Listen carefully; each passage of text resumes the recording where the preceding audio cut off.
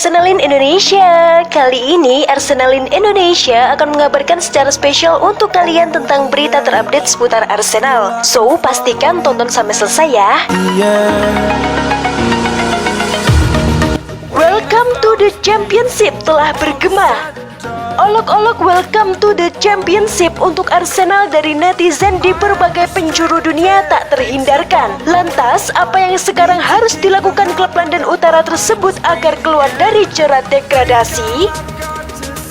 September tahun lalu, Arsenal secara efektif mempromosikan jabatan Arteta dari pelatih kepala menjadi manajer sebagai bentuk pengakuan atas kemajuan tentatif klub.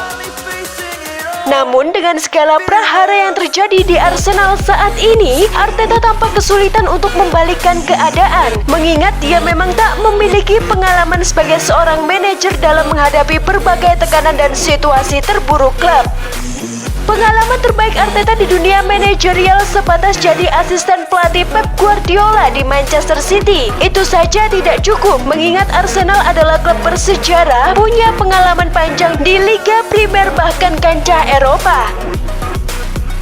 Dengan kata lain, klub sebesar ini butuh pelatih syarat pengalaman. Belakangan Arsenal dikaitkan dengan Antonio Conte, pelatih yang telah mengecap kejayaan di berbagai klub top yang ditanganinya seperti Juventus, Chelsea, dan Inter Milan. Penunjukan pelatih yang di musim perdananya di Liga Premier langsung juara itu akan menjadi kado terindah bagi seluruh fans Arsenal. Namun, tampaknya petinggi di Gunners masih lebih percaya proses bersama Arteta. Arteta sebetulnya punya stok pemain yang cukup berkualitas. Okelah, saat ini dia tengah dipusingkan meramu starting 11 yang tepat di tengah keterbatasan pemain yang tersedia.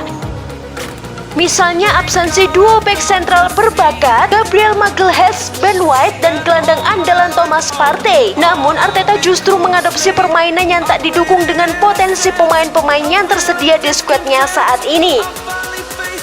Di Etihad semalam, Arteta malah memakai formasi yang terbilang absurd 5-4-1. Sepanjang pramusim lalu, Arsenal tampak akan memberi kesempatan untuk Sead Kolasinac mengamankan banyak menit bermain di sektor bek kiri.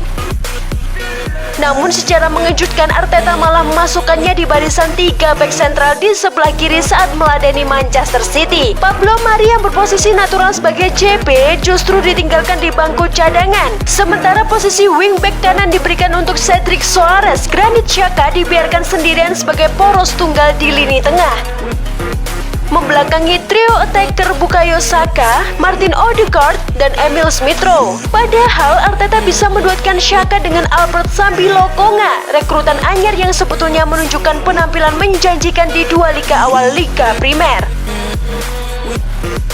Ex-Anderlecht ini malah tak dimainkan sama sekali dari bangku cadangan. Padahal lawan yang dihadapi mereka adalah the best passers di Liga Primer dan pertarungan di lini tengah bisa menjadi kunci laga.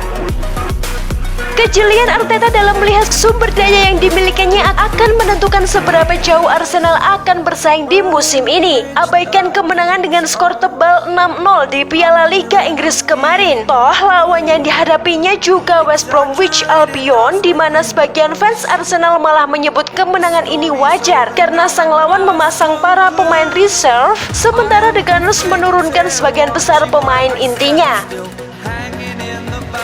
Betapa mirisnya ketika melihat Arsenal yang dahulu digadang-gadang sebagai tim dengan permainan paling cantik di Liga Primer, kini benar-benar buntu untuk mencetak satu pun gol setelah menjalani 3 pertandingan awal. Ya, benar-benar tanpa gol. Setelah dilibas tim promosi Brentford 2-0, Arsenal juga tak mampu mencetak gol saat dihantam rival London Chelsea 2-0 dan terbaru babak belur di kota Manchester 5-0. Arteta memang mulai menyadari lini serangnya butuh penyegaran dengan sang pelatih telah memasukkan duo penyerang senior tim, Pierre-Emerick Aubameyang dan Alexander Lacazette, ke dalam daftar jual klub karena dinilai masanya sudah habis. Arteta telah mengonfirmasi pihaknya belum menghentikan aktivitas di bursa transfer musim panas ini setelah mengeluarkan 140 juta pounds pada diri Ben White, Nuno Tavares, Albert Sambi Lokonga, Aaron Ramsdale, dan Martin Odegaard.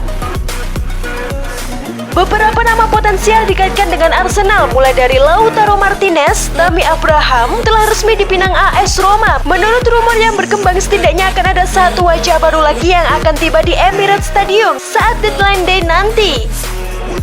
Seandainya klub berhasil melekop beberapa pemain senior terlebih dahulu. Sudah menjadi tradisi Arsenal pula membuat kejutan di hari tenggat transfer, bukan? Siapa yang akan datang? Menarik untuk dinanti.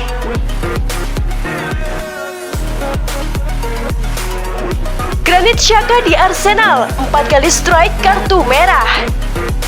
Xhaka kini punya catatan 4 kali diusir dalam pertandingan selama berkostum Arsenal. Semuanya diterima lewat ganjaran kartu merah secara langsung dan di ajang Liga Inggris. Kartu merah pertama Xhaka terjadi saat Arsenal mengalahkan Swansea 3-2 pada 15 Oktober 2016, Liga Inggris musim 2016-2017. Kalah jumlah pemain, Arsenal beruntung bisa mempertahankan skor tersebut hingga laga tuntas dan Xhaka selanjutnya absen 2 laga.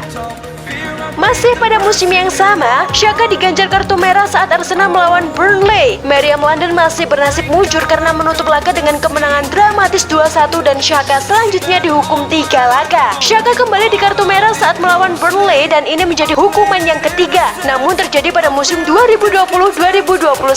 Xhaka diusir pada menit ke-58 dan Arsenal kalah 0-1 di Emirates Stadium lewat gol bunuh diri Pierre-Emerick Aubameyang. Xhaka kemudian absen 2 laga. Xhaka memang akrab dengan kartu merah sejak berkostum Borussia Mönchengladbach. Pemain timnas Swiss itu 5 kali diusir setelah menerima akumulasi kartu kuning dan 1 kali lewat kartu merah secara langsung. Itulah tadi berita seputar Arsenal yang berhasil kami rangkum. Bagaimana pendapat kalian? Tulis di kolom komentar ya. Stay safe and stay healthy you Gunners. Bye bye.